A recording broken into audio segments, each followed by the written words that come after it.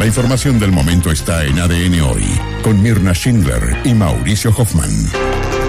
Bien, vamos a cambiar completamente de tema. Queremos compartir con ustedes una información que resulta bastante preocupante y es cómo ha aumentado el consumo de drogas en los trabajadores chilenos. Ha subido desde 14,9% a un 20,4% en 2 años, lo que podríamos traducir más o menos en que la sustancia o el consumo de sustancias ilícitas, de acuerdo a los estudios, ha estado presente en al menos 5 de cada 10 empleados que dieron positivo a la presencia de drogas en el trabajo. ¿Cuál es la razón? ¿Qué implicancia tiene esto? Queremos conversar a esta hora con el gerente general de Global Partners, Patricio Labatut, para precisamente darle un análisis, quiero decir, a la gravedad que esto supone. Patricio, gracias por acompañarnos esta mañana. Hola, muy buenos días. ¿Qué tal, Patricio? Esto está a la par con algunos otros indicadores que han aparecido en el último tiempo que dan cuenta de la alta presencia del consumo de drogas, como las de entrada, como la marihuana en distintos segmentos de la población, incluso entre adolescentes muy jóvenes, entre 13 y 17 años. Las últimas cifras del CENDA dan cuenta de que 1 de cada 3 estudiantes de esas edades, de enseñanza media, declara o reconoce haber consumido cannabis en el último año. O sea, si pasa esto con los niños prácticamente, ¿qué esperar de los trabajadores? Se pregunta uno, de adultos. Bueno, sí, efectivamente esté bastante a la par. Ahora quizás hay metodologías distintas, ¿no? Porque habitualmente Senda lo que hace son encuestas. Claro. Y lo que nosotros hacemos son estudios hechos en base empírica, es decir, son testeos a trabajadores, por lo tanto uno puede esperar que en el caso de la encuesta haya un cierto sesgo, ¿no es cierto?, respecto a la respuesta. En este caso estamos hablando de un testeo real hecho a un trabajador, ¿no es cierto?, y por lo tanto es un valor cierto, ¿no? Y son poblaciones un poco distintas porque nosotros obviamente son testeos a mayores de 18 años que están trabajando en distintas industrias. Ahora sí hay una correlación. ¿Hay una correlación en qué sentido? En que si uno se pone a ver las cifras del Senda y se da cuenta que la marihuana sin duda es el producto más consumido, ¿no es cierto?, nos pasa exactamente lo mismo en los trabajadores. A ver, vamos con ese punto y antes de eso, explícanos un poco, Patricio, ¿cómo realizaron ustedes el estudio? ¿Esto fue a petición de las empresas? ¿Cómo se hace esto? Mira, este estudio nace a raíz de un trabajo que nosotros venimos haciendo hace más de 15 años. Esta empresa nació hace cerca de 20, ¿no es cierto?, y 15 años particularmente con ayuda de algunas ONG extranjeras.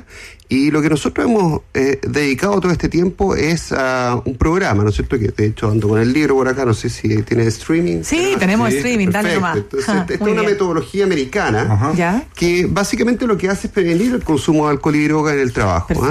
A través de una serie de factores, son distintas etapas, tiene una etapa de diseño de políticas, ¿no es cierto?, y así hasta una evaluación de las políticas que tú implementas en una empresa.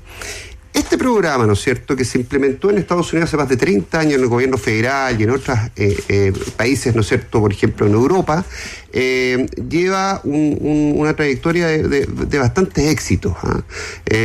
Por decir algo, el Departamento de Transporte en Estados Unidos tiene menos del 4% de positivo, versus, ¿no es cierto?, el 20 y tantos % que nosotros tenemos en transporte en Chile. ¿20 y tantos? Sí, 20%. Hace un poco absolutamente preocupante. Imagínate lo que hemos visto en casos todo lo que supone en riesgo para terceros, en fin. Sí, claro. O sea, los programas están hechos básicamente para disminuir el riesgo operativo. Este programa es una metodología que lo que hace es disminuir el riesgo operativo. Bueno, dado eso, es que nosotros nos ha tocado testear en muchas industrias. Este programa lo que hace es, a través de una metodología, establecer 2 principios básicos en una empresa. Uno es la prevención, a través de la educación del gran porcentaje que no consume, es decir, cómo evitamos que ese porcentaje caiga en el consumo. Y otro pilar fundamental es la inhibición del consumo. O sea, aquellos que consumen, dejen de consumir al menos laboralmente. Es decir, que cuando estén trabajando estén en buenas condiciones para no generar accidentes, básicamente, que es lo que nosotros queremos prevenir. ¿Y eso se entiende como una transición hacia el abandono total o qué? ¿O es a lo que se puede aspirar para evitar mayores riesgos? O sea, dejar de consumir en el horario de trabajo. Exacto, más o menos. Exacto. Lo que pasa es que las empresas tienen un mandato por ley que tiene que ver de administración, que tiene que ver con evitar, ¿no es cierto?, que hayan riesgos a la seguridad de los trabajadores y a la salud de los trabajadores dentro dentro de lo que es el ámbito del trabajo, es decir, de la reja hacia adentro. Claro. Y no se pueden meter en la vida privada de los trabajadores, no podemos evitar, ¿no es cierto? Y menos, ¿no es cierto?, la empresa puede evitar que la persona no consuma fuera. Ahora, es ideal que eso pase y sin duda cuando uno evita el consumo a nivel laboral, logra evitar consumo, ¿no es cierto?, a nivel personal, porque hay una inhibición que es parte de, y eso genera, ¿no es cierto?, también habilidades parentales que son re importantes, porque los trabajadores muchas veces son padres, ¿no? La mayoría son padres, y por lo tanto generan habilidades precisamente donde más les duele, que son sus hijos. ¿Cómo evitamos que nuestros hijos consuman?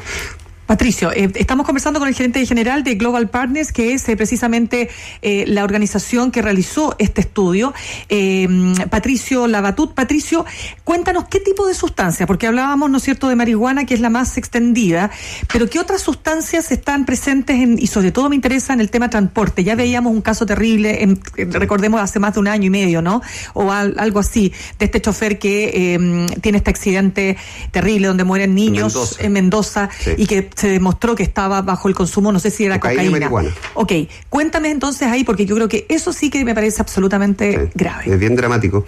Mira, a ver, si nosotros tomamos el 100% de los positivos, ¿no es cierto?, a un examen de droga, el 50% es marihuana. 50% te dio positivo a marihuana. Después viene la cocaína en un 22.41%, después viene la marihuana más la cocaína, que es bastante increíble, porque uno es un depresor del sistema nervioso central y otro es un estimulante, cocaína con marihuana. Después las benzodiazepinas, que no es una droga ilegal, es una droga legal, es decir, ansiolítico, básicamente. Claro. Estamos hablando del diazepam, del lorazepam, del rabotril, ¿no es cierto? Después están las anfetaminas y después finalmente está el alcohol. Entonces tengo final de esa pequeña lista el alcohol. Sí, es increíble, pero a ver, en el trabajo es bastante fácil pesquisar el alcohol porque tiene algo alcohólico, claro. La persona que por se acerca tiene una actitud distinta, por lo tanto el alcohol no es que no esté presente en el trabajo, pero es muy fácil de detectar, ni siquiera tienes que hacerle un test para hay saber más cuidado hay mucho más cuidado del sujeto, del trabajador en este caso. Ahora, Patricio, no se para antes de hacerse el test, claro, exacto. Mirna, preguntaba por el tema del transporte, claro, ahí ¿cuál es el perfil de rubros donde se dan las mayores tasas de consumo detectado? A ver, el transporte tiene un 21,1% en este último estudio. Nosotros hacemos uno de cada 5 trabajadores del transporte. Exactamente. Aquí tenemos de todo tipo de industria. O sea, en esta industria tenemos de todo tipo de empresas, ¿no? Tenemos desde empresas dedicadas al transporte pasajero, ¿no es cierto? Transporte de carga, tenemos aerolíneas, o sea, hay de todo, ¿no? Entonces, uno no puede decir, mira, es solamente de este tipo de empresas donde vienen los positivos. No, hay de todo. Transantiago. Y fuera de lo del transporte también, porque uno tiende a pensar, bueno, hay tipos de pega más presionantes, más demandantes, que generan mayor estrés, tal vez ahí hay una causal o no se da tanto ese parámetro y es más extendido o es multifactorial. Mira, yo te diré que es bastante multifactorial, pero si uno analiza las cifras de transporte, ¿no es cierto?, uno se da cuenta de algo que es bastante impresionante, que tiene que ver con que hay mayor consumo de estimulantes. Impresionante en el sentido que uno dice, pero ¿por qué? Bueno, la respuesta es fácil, ¿no? El estimulante, ¿no es cierto?, genera mayor capacidad de trabajo, es decir, la cocaína, ¿no es cierto?, las anfetaminas, lo que hacen es que tú estés más despierto, más alerta. Entonces, ¿qué es lo que ha pasado? De hecho, hay reportajes de muchos canales, ¿no es cierto?, y tenemos nosotros ahí archivos de esa información, donde los conductores consumen estimulantes para durar más tiempo al volante. Ya, pero ¿qué efecto negativo eso tiene también? Esto tiene un efecto rebote absoluto, o sea, cualquier persona que consuma drogas, ¿no es cierto?, va a tener un efecto rebote, ¿no es cierto? Yo no soy un especialista en temas de conducta, ¿no es cierto?, de riesgo respecto del consumo y lo que pasa después, pero sí les puedo decir que sin duda una persona que está consumiendo drogas probablemente, más allá de que esté muy estimulado en un principio, ¿no es cierto?, va a tener un bajón y va a tener un problema. Lo que pasó en Argentina con este conductor fue que la persona había consumido cocaína y probablemente marihuana para el bajón.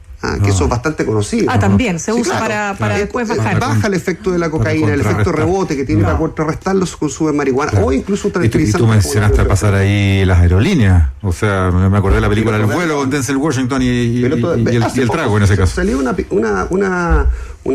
noticia, ¿no es cierto?, en Japón, que, no me acuerdo exactamente, pero más de 10 pilotos de aerolíneas japonesas, ¿no es cierto?, fueron detectados consumiendo alcohol, ¿no es cierto?, en los vuelos. Entonces, lo que queremos decir con esto no es que esto sea un problema en país desarrollado o no desarrollado. Esto está presente en toda la industria. La gran diferencia entre un país y otro es que en algunas industrias esto está regulado y en otras no. Esa es la pregunta que cae de cajón acá. ¿Qué respuesta están dando las empresas frente a esto? Porque ustedes trabajan, entiendo yo, para apoyar a empresas, asesorarlas y venderles servicios en ese rubro, ¿no es cierto? Y que además es súper voluntario. Claro, entonces la que quiere gasta plata en esto. Pero espérame, porque ¿qué es voluntario? Esto lo tiene que pagar la empresa. Pero perdona, ¿qué es voluntario? La empresa, evidentemente, que quiere participar, pero ¿el trabajador está obligado a hacerse el examen? No, para nada. Es que eso te pregunto. Pues hay derechos individuales ahí en juego. A ver, son varias preguntas, pero efectivamente los trabajadores, no hay nadie que esté obligado a hacer nada, aunque el Código del Trabajo o incluso el contrato del trabajo establezca que tú tengas que llegar a las 10 de la mañana, puedes llegar igual a las 11. Aunque nosotros pusiéramos todo esto en el contrato de trabajo, cumplamos todos los dictámenes de la Dirección del Trabajo que establecen cómo hay que hacerlo, aunque cumplamos todo, el trabajador igual se puede negar a un examen de droga. Ahora, lo increíble es que en Chile la negación de un examen de droga es muy bajo, es casi cero. Es casi eso cero. Bueno. Eso es muy bueno. Ahora, el problema de la voluntariedad, ¿no es cierto?, tiene que ver no con el trabajador, porque acá no hay un problema del trabajador, hay un problema de las empresas que quieran hacerlo. Claro. Tú en Estados Unidos, el 80% de las compañías lo hacen. En el transporte es obligación por ley. Para todas. Para todas, del año 80 que Ronald Reagan. ¿Y aquí cuántas? No, acaso. Por los dedos a la mano. Ya. Nosotros calculamos el 4% de las compañías en Chile tienen algo serio. No hay políticas en la empresa. No hay políticas de alcohol en la empresa. Y ese es el gran problema. Como esto no se regula, incluso en Brasil, un conductor profesional que quiere sacar una licencia de conducir requiere un examen de pelo para poder sacar su licencia. En Chile, lo que se le pide es una declaración firmada. Cuando tú vas a ir mañana, Mauricio, a renovar tu licencia de conducir, te van a decir, y acuérdate, usted consume droga y va a tener que firmar un papel. Esa es la única declaración que tiene un conductor para poder sacar su licencia profesional y manejar con vida de atrás. Claro. Un chiste. Bueno, Patricio Labatut, gerente general de Global Partners, gracias por habernos acompañado esta mañana. Muchas gracias. Muchas gracias a usted.